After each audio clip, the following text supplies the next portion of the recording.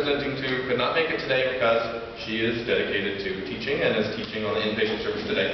But it's Dr. Megan Rich. I will go ahead and read my comments for you guys so you can see why we gave it to her. So she graduated from our residency actually in 2010 when we all started, except for Jamie. One of my classmates here as a medical student, when she was here interviewing, said, even then, when Dr. Rich was a chief resident, she could tell that was the kind of doctor I want to be like. And so everyone says the first 3 years out or so is your hardest time as a family doctor, because we maybe realize, like I'm realizing now, all the stuff we didn't have time to learn in those 3 years, and we'll be kind of on our own to do it. And Dr. Rich did those 3 years in front of us all. So quickly, she did it on the inpatient service, which grew from, I was just looking recently, when I interviewed, I think the average was maybe 100 patients a month or something, and now that average is up around 180 patients a month.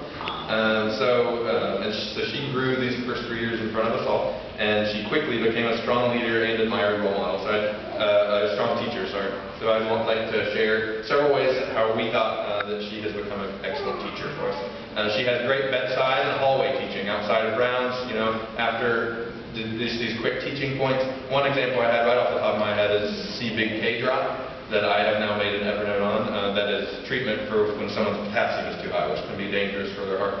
And so she teaches us all that. She has really taken over ownership of a lot of immune conferences, from pneumonia, from the pneumonia talk, to all the way to cirrhosis. So she has great teaching on topics such as those. We felt like she really connects with the learner, much like maybe we had said about Michelle. She meets us where we're at, and she really finds out what we need to move that next step. But she doesn't micromanage our patients, and she lets us be able to write those orders, even if it's something she saw later. She'll text us and let us be involved so we know what in the world's going on. She has high expectations for us, which is important as we advance. We need to step it up.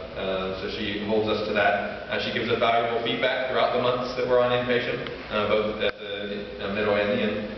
And then she's taken over and kind of revamping our inpatient mortality and morbidity conference, and has renamed it the Patient Safety Conference. And I think the leadership there and that may have played a role in the fact that now she's going to be taking over all of our conferences, Thursday conferences.